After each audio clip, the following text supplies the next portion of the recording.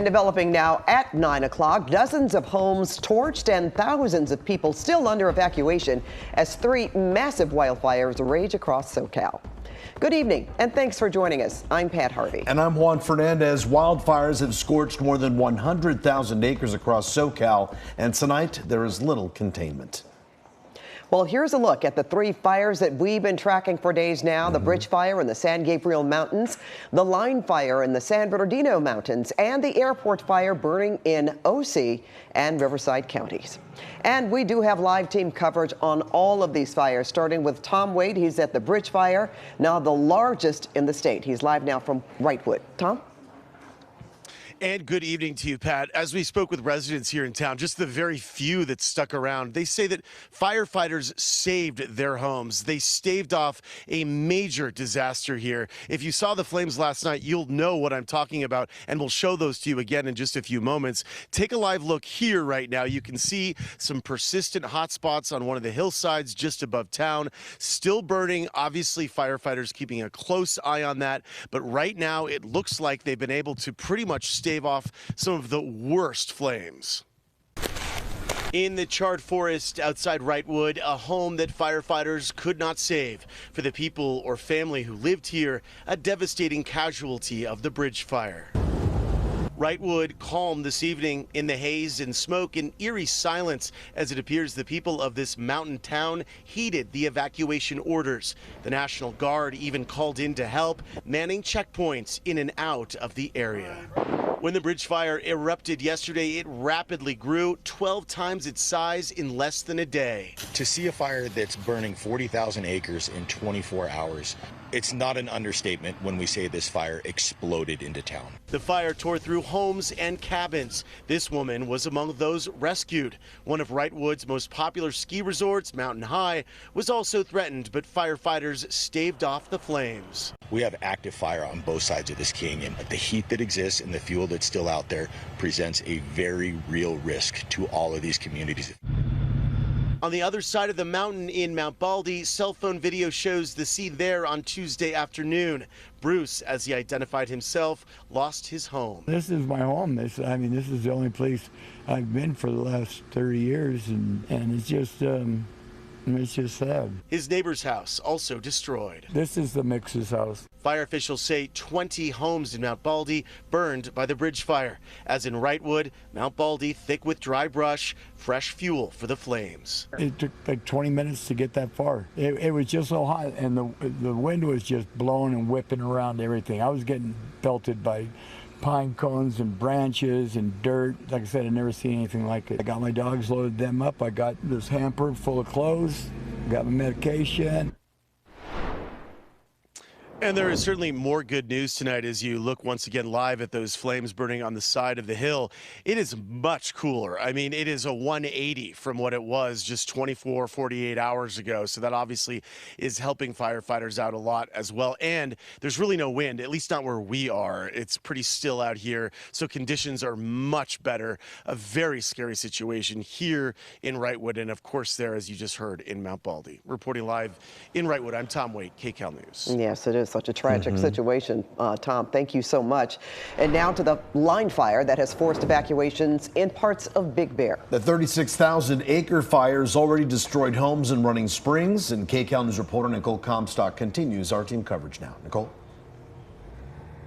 Well, you guys, there's just so much smoke out here tonight in Big Bear, and that has a lot of people here in town who are both under evacuation orders and under warnings, wondering what that means exactly. They want to know how close this fire is getting to Big Bear here. They want to know if it continues marching in this direction tonight. Well, the last update we got from fire officials about 2 hours ago, they said all the hard work these firefighters have been putting in out here over the past 7 days on the Line Fire has truly been paying off. Tonight they have ground crews out here. They have bulldozers creating a line around the perimeter, and they have 6 hotshot crews, they say, who are preventing those flames from moving here to Big Bear. As soon as one Chinook helicopter takes off, another one is right on its tail.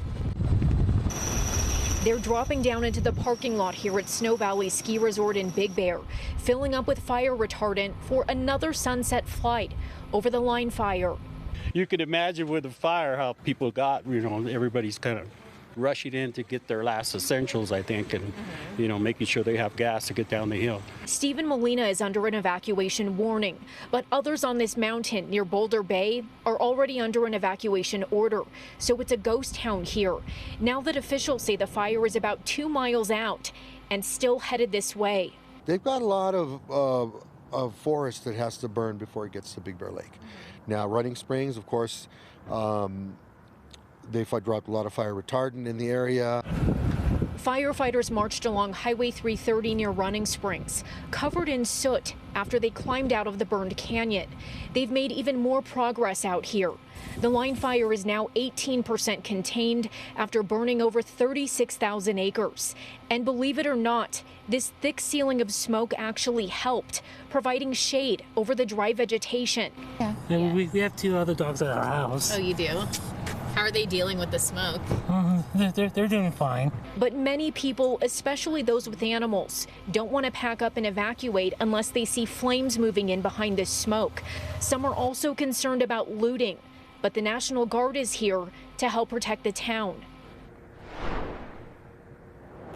And speaking of looting, at a community meeting tonight, the San Bernardino County Sheriff did say that there were a couple of people who came up to Running Springs and were looting a home, but he announced that those people have been arrested. They are currently in custody. Of course, that's in addition to the suspect who they say started the line fire, the arsonist, they say, who is also in custody. Reporting live in Big Bear, I'm Nicole, Comstock, KCAL News. All right, thanks so much, Nicole. Sad to hear about people looting other folks' property. Well, investigators believe that the line fire was intentionally set. As Nicole just mentioned, tonight a suspect is in jail. Only on KCAL News, our Ross Palumbo talks to one of his family members about the stunning arrest.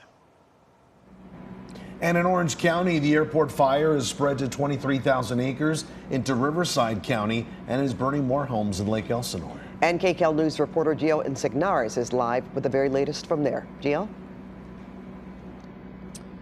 Pat, Juan, good evening to you both. We know so many people impacted by this fire. We're at one of the evacuation shelters here in Riverside County to try and help people get through these difficult times. I want to step out of the way and show you just how outfitted it is for folks here at Temescal Canyon High School. You notice the American Kennel Club Pet Disaster Relief. The yellow tent just behind this trailer is set up for people's pets, specifically the dogs. And as we pan over to the left as well, you notice there's the Red Cross is here as well. And toward the front doors that are open, that's where we've seen families come in and out of to get situated, get help. We're being told by officials here that they're provided with free breakfast, lunch, dinner, as well as free Wi-Fi, anything that can hold them over, while the folks we talk to say they're just waiting, hoping they can get back home soon. As crews continue to battle the airport fire in Orange and Riverside counties, folks taking shelter following evacuation orders are hoping for the best. We saw the glow of the flames coming over the hill over in Lakeland Village. It wasn't exactly over Ortega Highway yet, but we could still see the glow of the fire. Dwayne Kidd says he and his family didn't have time to think, only act and get out as soon as possible. It's an unknown. Grab what you can, but when they say get out, they're actually telling you, get out for your own safety. Of course. So that's what I did. Dwayne's car loaded with household items, clothes, food, and anything else they could throw in. Now they're accepting the help being provided here at Temescal Canyon High School. A difficult time, Dwayne says, not knowing when he can go back home, but sticking with patience and showing appreciation for the support system that's available for him and so many others. It is a lot. So we've been just trying to deal with it. We've had people come to the shelter, which really helped us. Still, some neighbors, Dwayne says, have stayed behind, not evacuating, instead watching over their house and his family's, letting him know it's still standing. Now it's about waiting out the worst of this fire, hoping soon that wait will be over and it'll be a rewarding trip back home. We've got some friends and we've got some family out there, and that's what's going to get us through all this. And I want to echo something that Tom was mentioning from his location just a couple of minutes earlier. The weather here has dramatically cooled off. Now, we did notice the heavy smoke. You can see the blaze over the top of the mountain, but the weather has significantly cooled off, and that's something fire officials in their latest update just a few hours ago mentioned is going to be significant moving forward in fighting this fire. They specifically cited the cooler temperatures as something that they believe will help them in terms of advancing containment on this fire and making some significant progress in the coming days. Reporting from Lake Elsinore, I'm Gio Insignares. Guys, I'll send it back to you. Yeah, that is some great news, Gio. Thank you. And even with that said, don't let your guard down. Red flag warnings, those are still up tonight. That's right. KCAL meteorologist Devlin Taft has more in our next weather forecast. Yeah, Pat, Juan, I mean, they're up through tomorrow now, and we're eyeing 3 active hot spots right now across Southern California. These have been the wildfires we've been tracking through parts of Orange County, coming into the IE, and in our local mountains as well, starting to come into the high desert. So you will see a mix of hot spots right here near Running Springs into Angeles Oaks. We're continuing to track them for you. We're also tracking hotspots still throughout most of Wrightwood and continuing to see scattered hotspots over toward Lake Elsinore and over the Santa Ana Mountain and foothill communities as well, Trabuco Canyon, Majeska Canyon. So continuing to watch. Again, fire weather at least through tomorrow, and we do have an official red flag warning staying in effect above 2,000 feet. We're looking at very dry air still. So even though the rest of us have cooled off and gotten a little better as far as relative humidity goes, well, some of us have not, and these are critical areas we're looking at as well. We're going to take a closer look at what to expect. We're going to talk more about air pollution and then this chance of rain. That's right, there is an official chance of rain in our forecast, which is good news right about now. So I'll have the details on that. Pat, Juan, back to you.